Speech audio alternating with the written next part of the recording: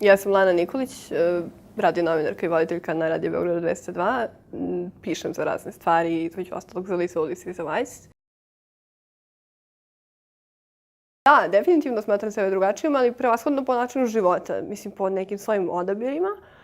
A tek onda po pitanju hendikepa i to samo u momentima gde se on direktno odnosi na moje funkcionisanje. Recimo, ne znam, ako me nešto boli, kako ću to da ishendlem tog dana, u tom momentu, u tom smislu, hoću da kažem. Pa ne znam, volila sam da mislim uvijek kako nikad nisam ista, kako sam ja uvijek tako cool i tako alternativna i tako radim sve drugačije i to je mnogo cool. I onda sad ne znam šta bih rekla, kako sam ista, pa valjda nikako, nadam se nikako. Pa na sve ukupne različitosti, tu možda valja da krenem od hendikepa, zato što to zavisi, sad ne znam kako se izrazim adekvatno, ali prosto zavisi od klase ljudi sa kojima sam u kontaktu. Hoću da kažem u smislu, ako se krećemo u akademskom krugu ljudi, jednostavno nećemo imati tu vrstu problema. Mislim, nikome neće percipirati tako, zato što jednostavno nikom neće biti bitno. Ne kažem sad da su ljudi koji su akademski bilo kako usmereni, pametniji ili ne znam šta, nego da prosto je njima to irelevantno. Ono problematično pitanje o kojem smo pričali, to je da ja ne znam. Dakle, to je baš onako jedan ozbiljan problem koji se možda dobro vidi preko mene, a to je da ja nisam nikada percipirala diskriminaciju. To ne znači da je nije bilo. Ja sam to tek kasnije naučila, da to što ja ne znam šta je, odnosno što je ne osjećam kao diskriminaciju, ne znači da to diskriminacija nije. Pošto sam ja rasla tipično, mislim prosto normalnoj, stabilnoj, skladnoj porodici, gde nije bilo nikakvih svađa ili nečega, jako smo bili harmonični. I pošto sam ja bila jedino dete koje sam poznavala nekih 10 godina, dakle u tom ranom detinjstvu koje ima hendikep, ja sam samo sebe tako znala. Onda sam ja sebe percipirala kao normalno dete, mislim kao dete koje nema hendikep i tako sam se razvijala u glavi. Mislim, to je vrlo paradoksalno zato što sam ja uvijek znala da sam drugačija, ali sam u isto vreme uvijek imala taj osjećaj da se uopšte ne razlikujem. Ja i danas imam taj trip da kad hodam, ja znam da imam šta ja ih čujem, mislim, jer one tako kuckaju u zemlju i ja znam da mnogo drugačije hodam i da je to baš različito vizualno, ali ja kad hodam ja ne osjećam ni štakije, ni to osjećam da hodam drugačije, ja osjećam samo da hodam.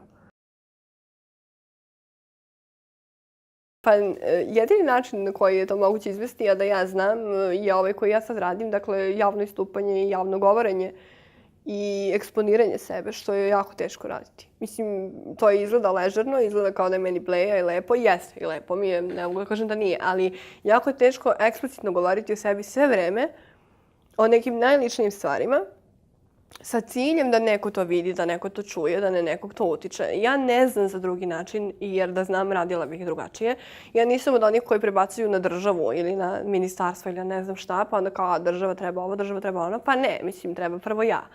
Pa će onda lako država.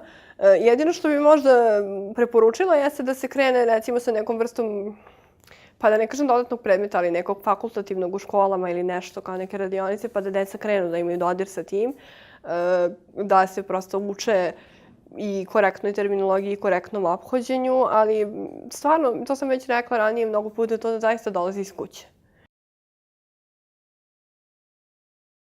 Pa sad ide onaj deo gde bi ja trebala kažem u drugačijem. Pa ne, ja bih voljela da živim u samo malo možda prosvećenijem društvu. Ja ne vidim društvo kao nešto što je toliko sad strašno loše, naročito naše društvo. Jeste, mi imamo gomilu problema i to je činjenica, ali nismo mi najgori i ne volim tako da nas posmatram.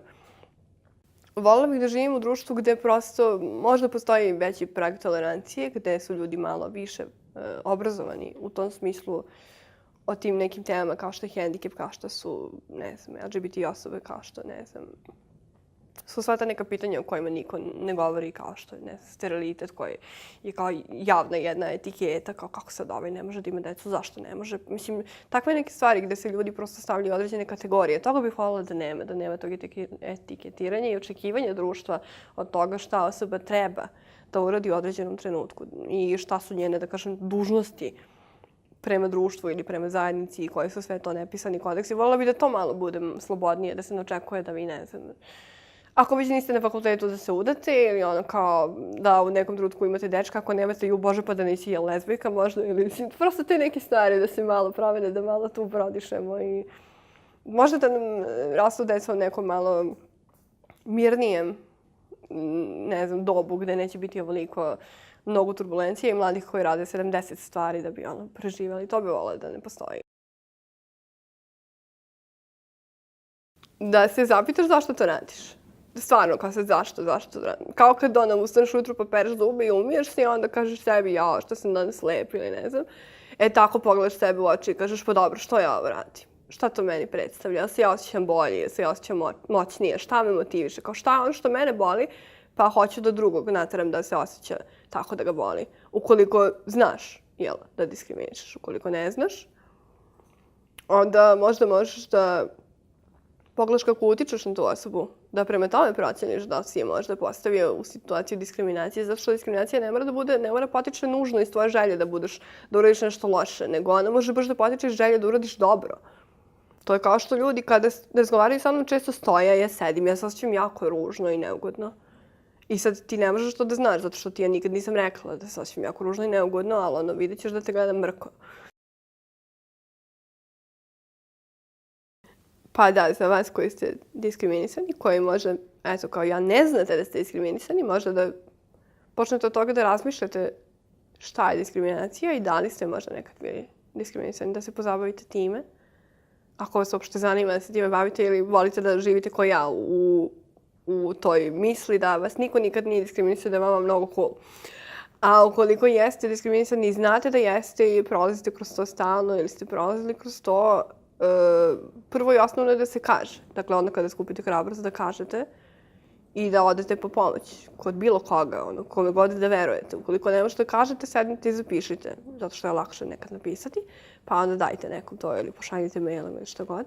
Ako je nešto baš gadno bilo, mislim, ako nije bila diskriminacija u smislu da je samo onako malo neugodno, i ako, ne znam, ako vam je teško da se s tim nosite i nekad ako vas opterećuju misli o tome ili se time bavite više nego što bi trebalo u svojim glavama, pored toga što tražite pomoć, jedan od najvažnijih koraka je da prihvatite to, da se to desilo i da to ništa neće da obriše, da to ništa neće promeni, nažalost. I da jedini način na koji možete da se s tim nosite, ja namerno ne kažem borite, jer to je deo vas, ne možeš da se boriš protiv nečeg što si ti. Mislim, ti si to preživao, pa automatski to postalo deo tebe. Dakle, nema borbe sa tim, nego samo prihvatanje da se to dogodilo i da nemate krivice kao ako niste reagovali ranije, što niste reagovali ranije, zato što ste uradili tada u tom momentu najbolje što ste znali. I to možda nije bilo baš najbolje kad neko gleda sa strane, ali vi možda niste ni mogli bolje, možda nije ni trebalo, zato što, mislim, bilo bi super da nema diskriminacije uopšte i da svi živimo srećni i zadovoljno, ali pošto to nije slučaj, možemo posmatramo diskriminaciju kao jedan vid velikog učenja.